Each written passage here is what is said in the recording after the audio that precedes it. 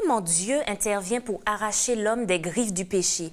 Comment enrayer ce mal tapi en nous et vivre sur terre malgré le péché en conformité avec les commandements de Dieu?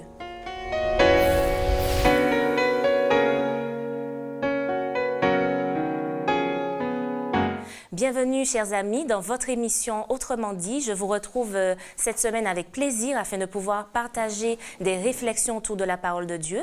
Je suis en compagnie de Samuel Flamand et Patrick Luciat. Bienvenue à tous les deux. Merci. Alors, nous poursuivons encore cette semaine nos réflexions autour du thème de la rébellion de l'homme et de la rédemption du salut apporté par le Christ. Toujours dans ce débat entre le bien et le mal, entre Dieu et Satan, que pensez-vous de la tendance qui porte à croire que le diable, finalement, n'existe pas? Je crois qu'il suffit d'ouvrir les yeux pour réaliser que cette déclaration ne tient pas la route. Moi, toutes les fois où je passe près d'un cimetière, près d'un hôpital, ou que je lis le journal, je crois que c'est un rappel cinglant que le diable existe. Alors, il n'est peut-être pas ce personnage que la littérature a véhiculé pendant longtemps, avec des cornes, pieds de biche et puis une queue fourchue. Le diable est beaucoup plus subtil que ça dans sa présence et dans son intervention dans l'humanité. Mais le diable est la manifestation diabolique à travers le mal. Je crois que c'est une réalité. Alors on peut essayer de se persuader du contraire et peut-être que le diable se réjouit de ce qu'il a réussi son pari. Et le diable est malin, sans mauvais jeu de mots, mais pour arriver à faire en sorte que les gens croient qu'il n'existe pas. Je crois que c'est peut-être une de ses plus belles réussites. Alors, si Satan, pourtant, a été vaincu, on l'a vu lors des émissions précédentes, par Christ, à la croix, au calvaire, pourquoi continue-t-il à sévir encore aujourd'hui? Toute l'œuvre du diable aujourd'hui, c'est de gagner le maximum d'êtres humains à sa cause. C'est de détourner le maximum d'êtres humains de Dieu. Et en fait, c'est son job, c'est son entreprise et il va le faire jusqu'à ce qu'il soit détruit.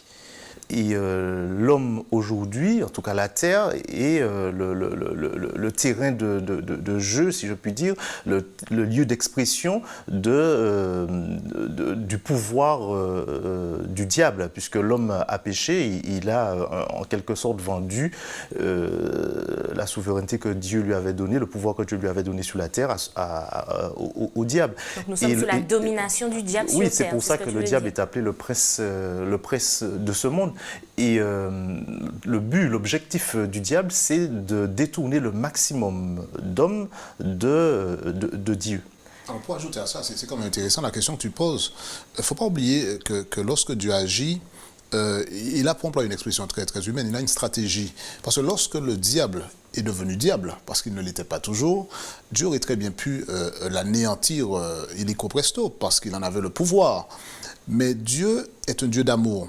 Et il a permis à l'homme de faire un choix. Et si le diable sévit encore aujourd'hui, ce n'est pas parce que Dieu est encore dans un laboratoire en train de dire qu'est-ce que je vais arriver à trouver comme solution pour pouvoir le faire disparaître. Parce qu'il y a des gens qui se posent la question. Autant il y a des gens qui ne croient pas dans l'existence du diable, mais il y a encore des gens aujourd'hui, de nombreuses personnes qui vivent des choses que le vocabulaire même n'arrive pas à décrire, et qui réalisent effectivement que le diable et le mal sont une réalité. Alors pour ces personnes-là, quand on leur dit que Christ a remporté la victoire sur le mal, elles ont parfois du mal à associer cette victoire-là et puis le quotidien. Exactement. Et je crois qu'il faut bien distinguer les choses. La victoire de Dieu sur le diable est une réalité. Lorsque le Christ, selon le plan de Dieu, a signé sur la croix, et avec son propre sang, les papiers de l'émancipation de l'homme, si je puis dire, de l'esclavage du péché, ça ne signifie pas que le diable, Dieu en a terminé.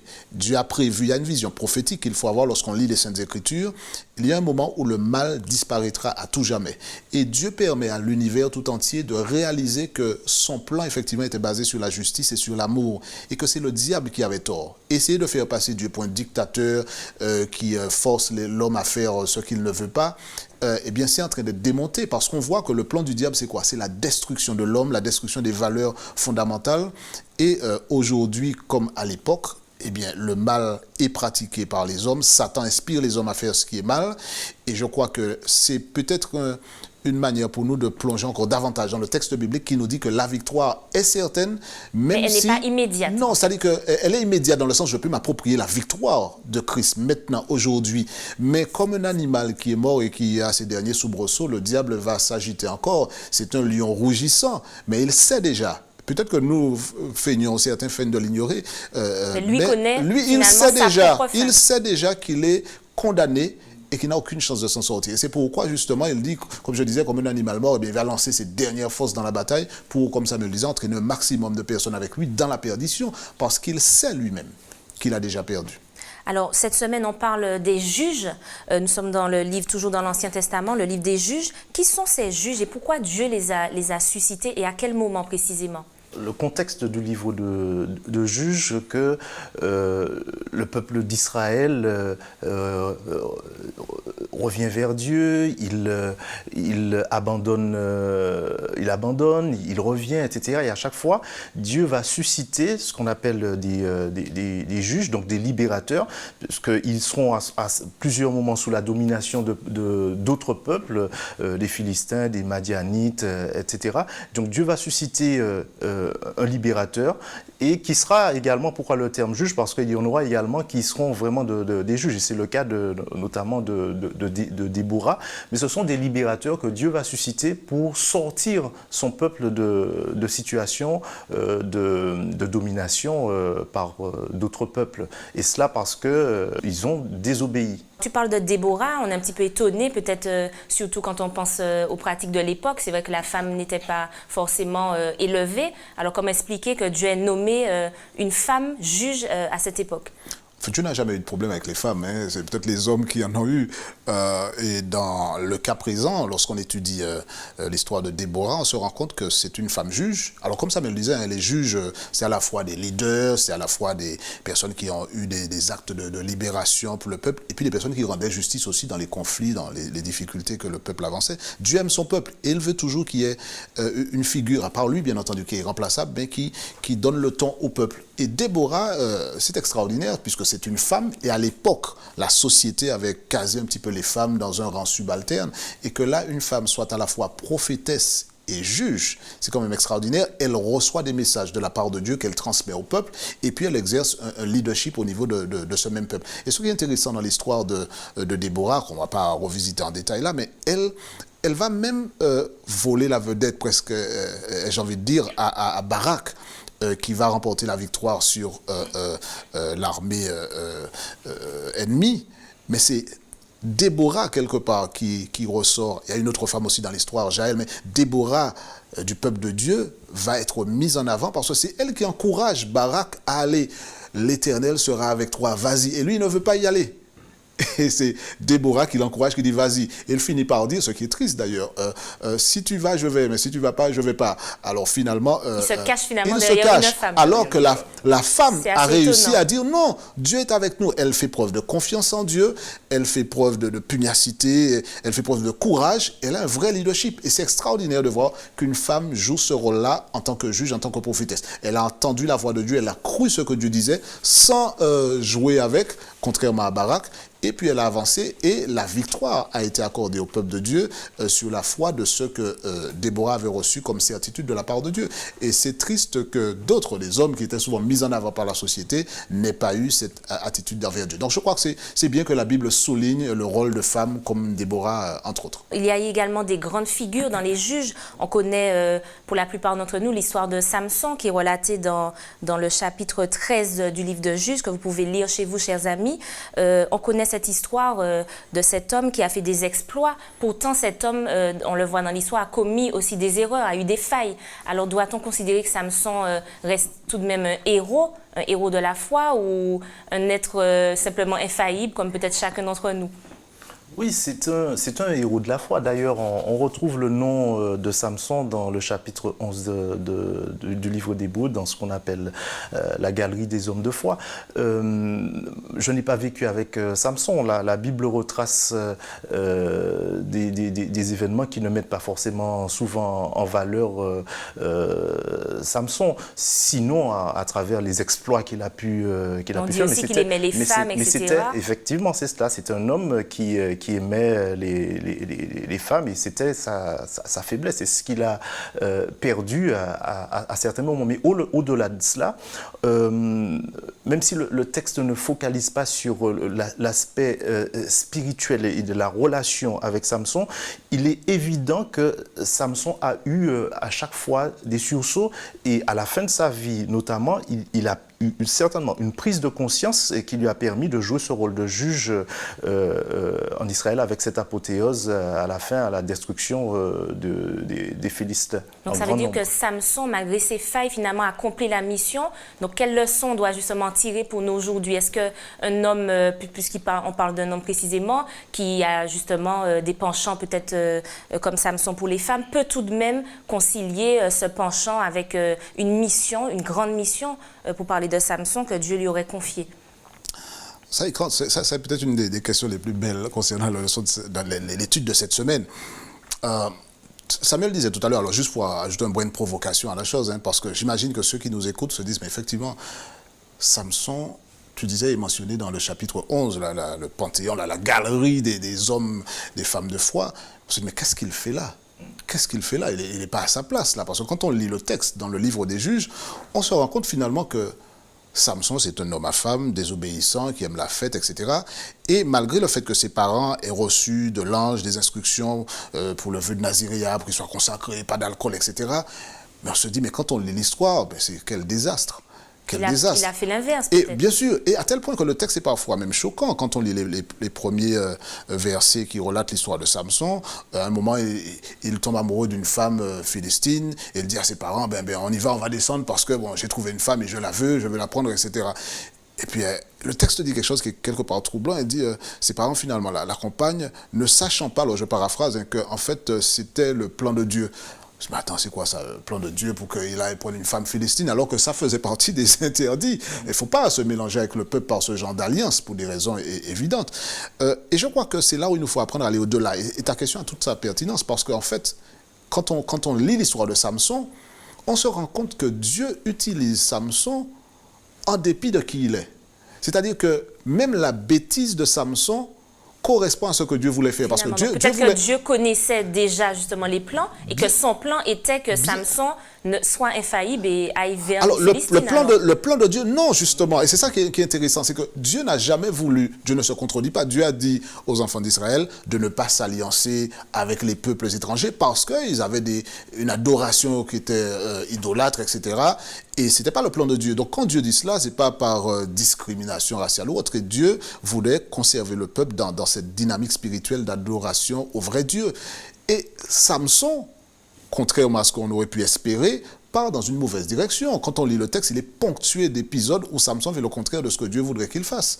Mais Dieu utilise Samson, parce que le plan de Dieu, il ne faut pas oublier que le peuple était sous l'emprise des Philistins. Dieu veut libérer le peuple. Et si, à travers le conflit qui va surgir avec les Philistins, Samson va se retrouver être l'instrument que Dieu va utiliser, même si ce même Dieu-là n'est pas en phase du tout avec les choix de Samson, ses choix de fréquentation et tout. Et c'est là où on voit la grandeur de Dieu, et grandeur à tous les points de vue. C'est-à-dire que Dieu est capable, non pas de soutirer le mal, pour employer un terme bien de chez nous, mais de dire que je ne partage pas ce qu'il fait là. Ça ne correspond pas à ma volonté. Mais je veux accomplir une mission. Et parfois, Dieu va utiliser... Donc, je l'utilise. Samson est à ce moment-là un instrument pour accomplir le plan de Dieu. Dieu parfois utilise un crayon crochu pour écrire droit. D'accord?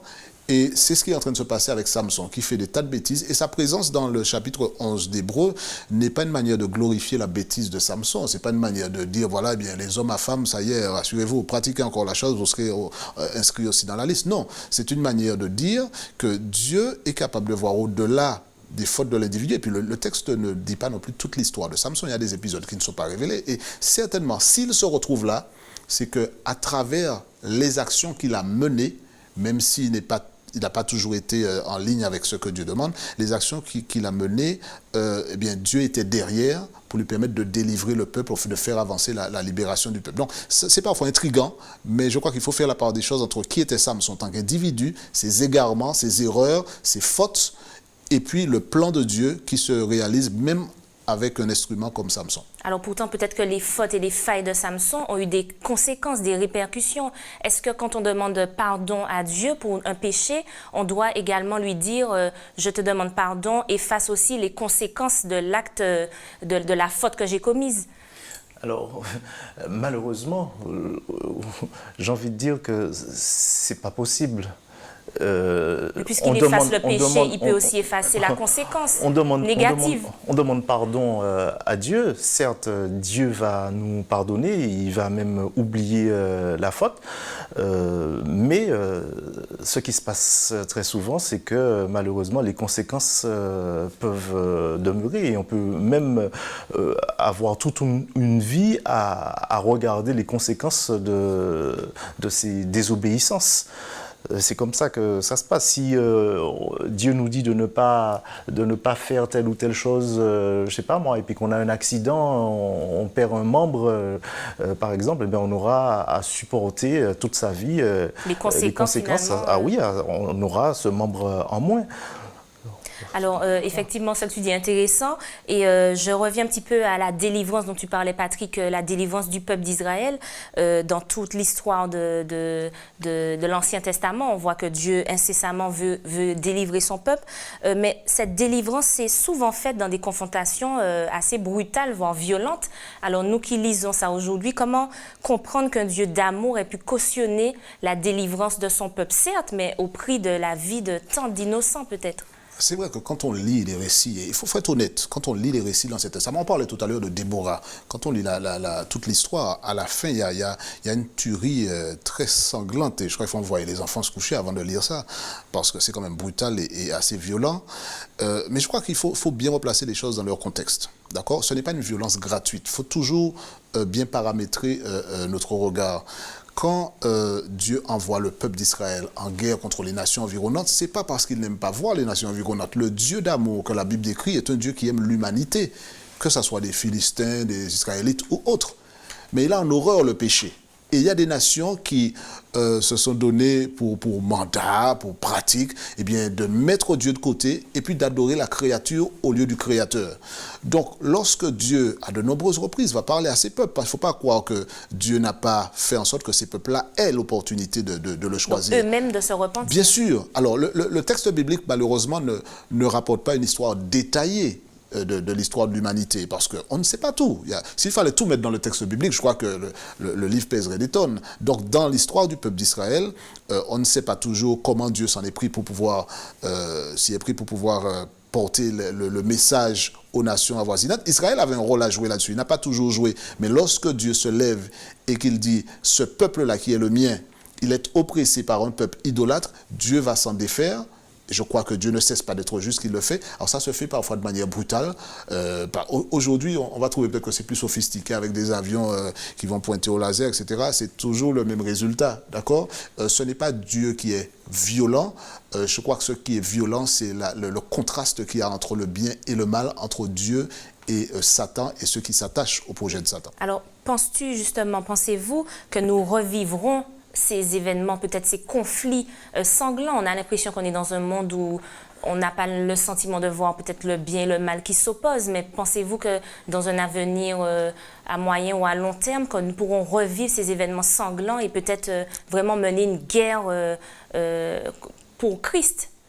Alors je ne sais pas, mais aujourd'hui, on voit quand même le mal à l'œuvre.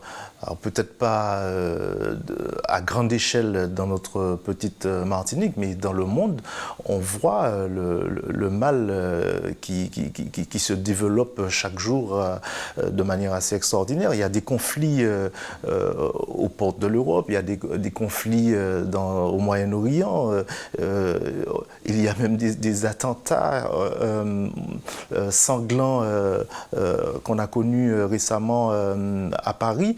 Donc le mal, oui, s'exprime. Et j'ai envie de dire que face à ce mal-là, il y a le discours et l'exhortation du bien. Il y a le témoignage des enfants de Dieu par leur comportement, par le message qu'ils peuvent porter. Donc le bien et le mal s'affrontent effectivement aujourd'hui. Alors ça ne se traduit pas de la même manière que Madian qui rentrait, qui détruisait, qui arrivait comme des sauterelles, nous dit-on, et qui partait à chaque fois avec la récolte, etc. Mais le bien et le mal, la méchanceté s'exprime encore aujourd'hui, même nous sommes en guerre. en Martinique. Vous pensez qu'on est en guerre aujourd'hui, clairement, entre le bien et le mal, et que peut-être demain, nous devrions, nous aussi, prendre les armes pour notre foi, nos croyances? Je crois que cette guerre-là n'a jamais cessé entre le bien et le mal. Je crois que dès le jardin d'Éden, pour rester dans le cadre de l'histoire de l'humanité, ça s'est dévoilé. Maintenant, il ne faut pas croire que ça va se traduire de la même manière. Comme Samuel disait, il ne faut pas s'attendre à ce qu'on prenne l'épée. D'ailleurs, les épées, c'est au musée qu'on les trouve, pas dans la... Maintenant, je crois qu'il faut contextualiser les choses. Voilà. Aujourd'hui, la guerre est spirituelle.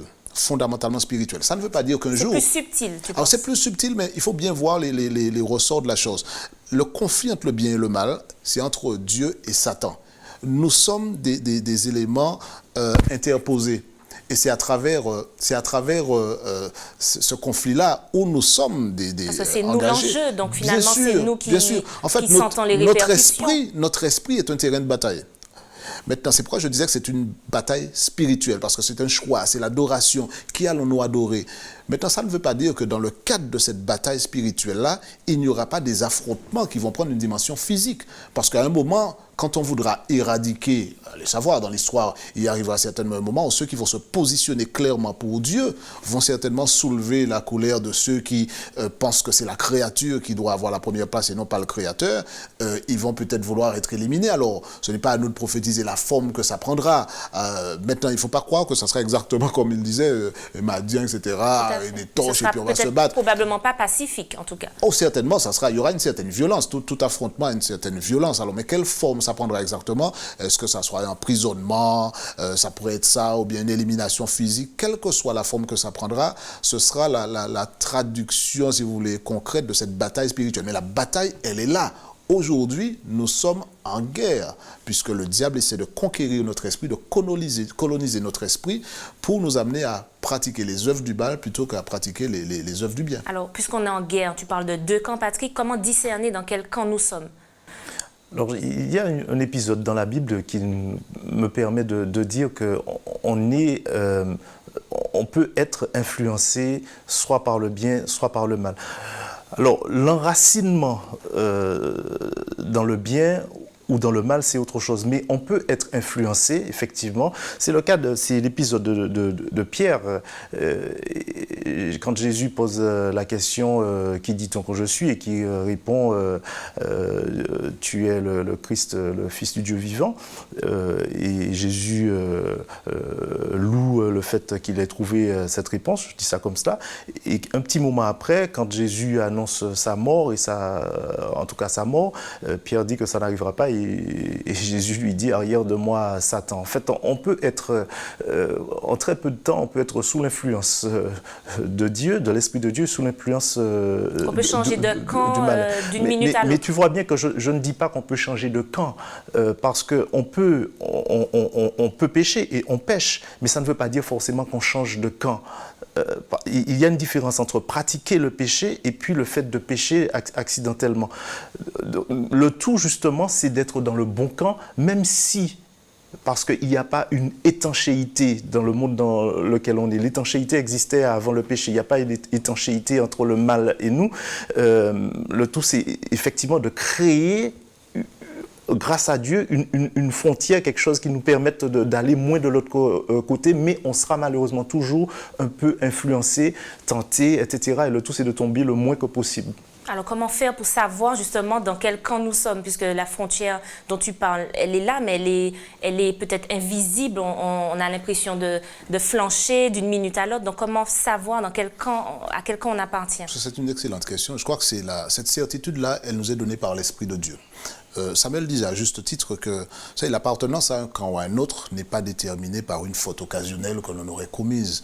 Je crois que c'est une question de choix au départ. Est-ce que je reconnais que je suis un pécheur et est-ce que je saisis la main tendue de Dieu qui m'offre le salut gratuitement par sa grâce? Si je m'approprie ça et que je reconnais qui je suis et que j'accepte le salut gratuit de Dieu, eh bien, je fais partie justement de cette grande dynamique. C'est aussi simple que ça, Patrick. Aussi simple que cela. Accepter simplement. Bien sûr. Donc, on est tous dans le camp non, de Dieu. La Bible dit que tous les hommes ont péché. À un moment ou à un autre, j'ai le privilège de faire un choix pour dire je reconnais que je suis pécheur, je renonce à cette voie de péché et j'accepte le salut gratuit que Dieu me donne. Donc, par la foi, j'accepte cette démarche de grâce que Dieu fait à mon endroit. Et je vis avec cette certitude. Le diable va tout faire pour me faire douter. Il va même me dire, écoute, tu as commis une erreur hier, donc ça y est, tu as déchu du péché. Alors là, c'est à moi de m'accrocher à la promesse de Dieu, de refuser de croire aux mensonges diaboliques et de m'accrocher à la merveilleuse promesse de Dieu. Parce que j'imagine que ceux ou celles qui nous écoutent, ils se disent, mais effectivement, moi j'ai commis des erreurs hier, tout à l'heure encore j'ai menti ou j'ai fait autre chose. Est-ce que ça veut dire que c'est terminé? Non. Ce n'est pas déterminé par une erreur occasionnelle. C'est un choix que je fais de m'abandonner entre les mains de Christ et de dire, Seigneur, maintenant que je reconnais un péché et que je ne peux rien sans toi, conduis-moi. Chaque pas que je fais, je veux que ça soit fait parce que nous nous tenons la main et que nous avançons ensemble. Quand j'avance avec Jésus, je suis sûr d'aller dans la bonne direction et d'être dans le bon camp. Et c'est une expérience que je peux faire, que tu peux faire et que tous ceux qui nous écoutent peuvent faire. Alors là, c'est peut-être inégal puisque certaines personnes sont nées dans une religion, avec une croyance, avec la certitude qu'un Dieu existe, mais d'autres pas. Est-ce que c'est ça qui favorise justement d'être dans le bon camp? Non, c'est le choix que l'on fait. C'est sûr que lorsque ça aide quand on a été baigné dedans. Oui, c'est sûr. Mais à un moment ou à un autre, je crois qu'on est interpellé par l'Esprit de Dieu et qu'à ce moment-là, il faut décider de marcher. On peut décider de marcher à ce moment-là avec Dieu ou de prendre l'autre route. Choisissons donc le camp de Dieu, on l'a compris. Et merci en tout cas pour cet échange. Et merci à vous de nous avoir suivis. Rendez-vous la semaine prochaine.